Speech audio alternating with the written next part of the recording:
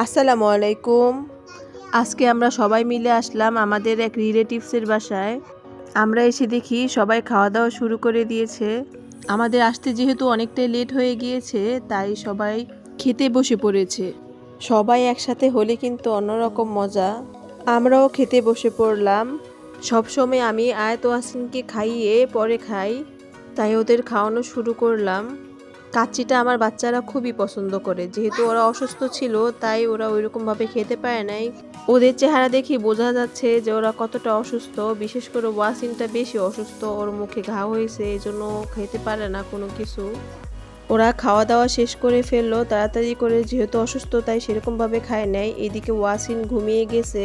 কোনো অকেশন ছাড়া আমার ওইরকমভাবে কারো বাসায় যাওয়া হয় না, তাই ভাবলাম তাদের বাসাটা ঘুরে দেখি। তো ওরা শুরু করছে যে ওরা ছাদে উঠবে।